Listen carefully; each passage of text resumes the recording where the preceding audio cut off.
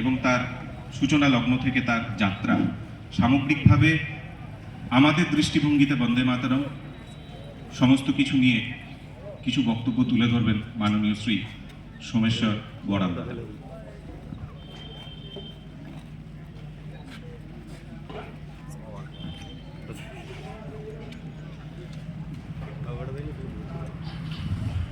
শীত কিছুটা কমেছে, কিন্তু ততটা কমেনি যতটা কমলে সব মানুষ ঘরের বাইরে আসে। কিন্তু এই শীতের সকালে আপনারা এখানে সমবেত হয়েছেন অন্য কোনো কারণে নয়, একটা গান গাওয়ার জন্য, একটা গানে সমবেতভাবে অংশ নেওয়ার জন্য। সেটি হচ্ছে বন্দে মাতরম। সংস্কার ভারতীর সদস্যা কার্যকর্তা তারাও অনুভব করেছেন এরকম একটা গান সমবেত কণ্ঠে গাওয়া হোক, উদযাপন করা হোক, কারণ এই গানের উষ্ণতা তাদেরকে ছুঁয়ে গেছে, এই গান তাদেরকে প্রাণিত করেছে। ভাবলেই আশ্চর্য হতে হয়, একটা গান, একটা লেখা, বাংলা এবং সংস্কৃত মিশিয়ে একটা কাব্য, সেইটা 150 বছর ধরে আমাদের অনুপ্রাণিত করেছে। এইটা আমাদের স্বাধীনতার আন্দোলনকে উদ্দীপ্ত করেছিল। আজকের দিন ঘটনাচক্রে স্বামী বিবেকানন্দের জন্মদিন। আজকের দিনে মাস্টারদা সূর্য সেনের ফাঁসি হয়েছিল। ভগবান শ্রীরামচন্দ্র দেশকে, জন্মভূমিকে বলেছিলেন জননী জন্মভূমিশ্চ স্বর্গাদপি গরীয়সী, অর্থাৎ জন্মভূমিকে স্বর্গের থেকে বড় ভেবেছিলেন শ্রীরামচন্দ্র। আর এই দেশকে মা হিসাবে যিনি আমাদের সামনে উপস্থাপিত করেছিলেন সেটা ঋষি বঙ্কিমচন্দ্র চট্টোপাধ্যায়। দেশকে একটা ভৌগোলিক ভূখণ্ড না ভেবে দেশ মাতৃকা হিসাবে যে ধারণা, সেটা আমরা এই বন্দে মাতরম গানের মধ্যে দিয়ে পাই। ঋষি বঙ্কিমচন্দ্র চট্টোপাধ্যায় এই গান লিখেছিলেন তার উপন্যাস আনন্দমঠের একটি অংশ হিসাবে। 1876 সালে এই গান লেখা হয়। 1882 সালে আনন্দমঠ উপন্যাস হিসাবে প্রকাশিত হয়, সেখানে এই গান ছিল। বঙ্কিমচন্দ্র নিজে এই গানের সুর করিয়েছিলেন যদু ভট্টকে দিয়ে, কিন্তু এই গান রাষ্ট্রমন্ত্র হিসাবে, স্লোগান হিসাবে আস্তে আস্তে দেশভক্ত মানুষের কাছে, স্বাধীনতা সংগ্রামীদের কাছে এটা আস্তে আস্তে গৃহীত হতে থাকলো। 1896 সালে কংগ্রেসের যে দ্বিতীয় অধিবেশন হয়েছিল, যা কলকাতাতে বসেছিল, যা জোড়াসাঁকোর খুব কাছেই বিডন স্ট্রিটের কোনো একটা জায়গায় হয়েছিল, সেখানে রবীন্দ্রনাথ স্বয়ং এই গান গেয়েছিলেন, তারই সুরে এই গান গাওয়া হয়েছিল। তারপর থেকে প্রতি বছর জাতীয় কংগ্রেসের অধিবেশনে এই গান গাওয়া হতো। তাল কাটল 1922-এ কংগ্রেসের যে অধিবেশন, কাকিনাড়াতে যে অধিবেশন বসেছিল, সেখানে সেই সময়ের যিনি কংগ্রেসের সভাপতি, প্রত্যেক অধিবেশনের কংগ্রেসের একজন সভাপতিত্ব করতেন, পরবর্তী 1 বছর তিনি কংগ্রেসের সভাপতি থাকতেন।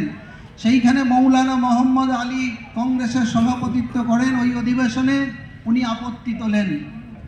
আপত্তির কারণ এটা ছিল যে বন্দে মাতরম গানের মধ্যে নাকি পৌত্তলিকতা আছে, বন্দে মাতরম মূর্তি পুজোর অংশ, সেই জন্য এটা অহিন্দু, বিশেষত মুসলমানদের পক্ষে এই গান গাওয়া সম্ভব নয়। এই আপত্তি ওঠার পর থেকেই বন্দে মাতরমকে নিয়ে বিতর্ক শুরু হলো। তার আগে অবধি কোনো বিতর্ক ছিল না। একটু আগে আমাদের স্বরূপ ভাই বললেন অখণ্ড বন্দে মাতরম। এই অখণ্ড বন্দে মাতরমই গাওয়া হতো কংগ্রেসের অধিবেশনে 1922 পর্যন্ত। আপত্তি তখন উঠল, এতদিন ওঠেনি। আর ওই 1922-এর পর থেকেই শুরু হলো বিতর্ক, বন্ধ হয়ে গেল অখণ্ড বন্দে মাতরম গান করা। আমরা আমাদের মধ্যে প্রশ্ন উঠতে পারে, অসুবিধা কোথায়? যদি খানিকটা গাই খানিকটা না গাই, অসুবিধা অবশ্যই আছে। সেটা হচ্ছে বঙ্কিমচন্দ্র এই গানের মধ্যে দিয়ে ভারত মায়ের সম্পূর্ণ রূপ স্থাপিত করেছিলেন। সুতরাং শুধু প্রথম দুটো স্ট্যান্জা গাইলে যে উদ্দেশ্যে বন্দে মাতরম তৈরি হয়েছিল সে উদ্দেশ্য সাধিত হয় না। বন্দে মাতরমে প্রথম দিকে যে স্তবক, সেখানে ভারতবর্ষের যে রূপকল্প, যে প্রাকৃতিক বৈচিত্র্য, যে সৌন্দর্য, তার বর্ণনা আছে। ক্রমশ আমরা যখন শেষের দিকে আসছি তখন আমরা সেখানে পাচ্ছি যে ভারত মা তিনি কতটা শক্তিশালিনী, ভারত মা তিনি কতটা কল্যাণকামী, ভারত মা তিনি আমাদের সন্তানের জন্য কত ভাবেন। এই সম্পূর্ণ বন্দে মাতরম আমরা যদি না গাই তাহলে আমাদের সামনে ভারত মায়ের এই সম্পূর্ণ চিত্র আসে না।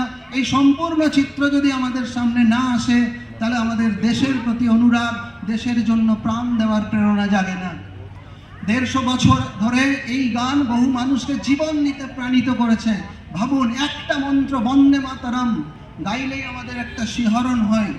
এই একটা মন্ত্র যেটা উচ্চারণ করতে গিয়ে একটি 14-15 বছরের ছেলে কিংবা 20-22 বছরের বিপ্লবী তারা ফাঁসির দড়ি গলায় নিতে পারে, সেটাকে আমরা খণ্ডিতভাবে গাইতে পারি না। আনন্দমঠ উপন্যাসটাই কি আছে না, এখানে একদল সন্ন্যাসী সন্তান আছে যারা দেশ মাতৃকার পুজো করে। সেখানে বঙ্কিমচন্দ্র ভারতবর্ষের ভারত মায়ের 3টে চিত্র দেখিয়েছেন। একটা হচ্ছে মা যা ছিলেন, মা যা হইলেন, মা যা হবেন। আজকের দিনেও আমাদের বন্দে মাতরম এই জন্যই প্রাসঙ্গিক।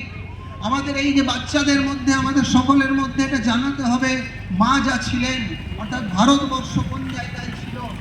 আমাদের এটা জানতে হবে, মা যা হইলেন অর্থাৎ ভারতবর্ষের আজকের অবস্থা কি।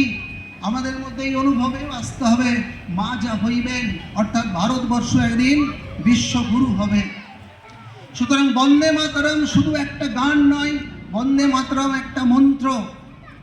আমরা এই অখণ্ড বন্দে মাতরম যখনই গাইব আমাদের মনের মধ্যেই প্রতিজ্ঞা জাগবে যে মা যা হইবেন সেটা আমাদের করতে হবে, সেটা বাইরের কেউ করতে পারবে না। আপনারা ইতিমধ্যে লক্ষ্য করেছেন যে এই আজকের যে পরিবর্তিত বিশ্বে ভারতবর্ষের স্থান ক্রমশ উচ্চাসনে প্রতিষ্ঠিত হচ্ছে। আজকের দিনে ভারতবর্ষ আর শুধু করুণার পাত্র নয়। আজকের দিনে ভারতবর্ষকে কেউ চোখ রাঙিয়ে কথা বলতে পারে না। আজকের দিনে ভারতবর্ষের সিদ্ধান্ত ছাড়া বিশ্বের রাষ্ট্রের কোনো সিদ্ধান্ত সম্পূর্ণ হতে পারে না। এই জায়গায় আমাদের ভারতবর্ষ এসছে, আগামী দিনে আরও বড় জায়গায় নিয়ে যেতে হবে। এই জন্য এই সমস্ত গান ছোট থেকে বাচ্চাদের শেখাতে হবে। রবীন্দ্রনাথ ঠাকুর তার ছেলে রথীন্দ্রনাথকে একটা চিঠিতে লিখেছিলেন, বন্দে মাতরম শুধু বাংলা মায়ের বন্দনা নয়, বন্দে মাতরম বিশ্বের বন্দনা, বিশ্ব মায়ের বন্দনা। মহাত্মা গান্ধী বলেছিলেন, বন্দে মাতরম সারা ভারতবর্ষের বন্দনা। সুতরাং এই বন্দে মাতরম গাইতে আমাদের কোনো আপত্তি থাকা উচিত নয়। বন্দে মাতরম এর মধ্যে এতটুকু কোনো খারাপ কিছু নেই। রামানন্দ যখন বন্দে মাতরম খণ্ডিত হয়, 1992 সালে পার্লামেন্টে যখন আবার বন্দে মাতরম নিয়ে বিতর্ক ওঠে, তখন বিশিষ্ট স্বাধীনতা সংগ্রামী রামানন্দ চট্টোপাধ্যায় সাংবাদিক ছিলেন, তিনি বলেছিলেন, বন্দে মাতরম যদি গাইতেই হয় তাহলে অখণ্ড গাওয়া হোক, কারণ খণ্ডিত নয়। আজকে দিনে আমরা আবার এই বন্দে মাতরম গাইব, এই বাচ্চারা গাইবে। এভাবেই আমরা একটা আমাদের ঐতিহ্যকে আমরা সঙ্গে নিয়ে যাব। কাকতালীয়ভাবে আজকের দিনে স্বামী বিবেকানন্দ তিনিও একটা কথা বলেছিলেন, আগামী 50 বছরে ভারত মাই একমাত্র আরাধ্য দেবী হন।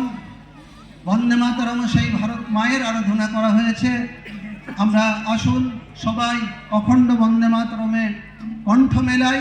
শুধু আজকে কণ্ঠ মেলানো নয়, আমরা এখান থেকে এই প্রেরণা নিয়ে যাই, মা যা ছিলেন মাকে তাই করতে হবে। ভারতবর্ষ একসময় বিশ্বগুরু ছিল, আগামী দিনেও ভারতবর্ষকে সমস্ত ক্ষেত্রে বিশ্বগুরুর আসনে অধিষ্ঠিত করতে হবে। ধন্যবাদ।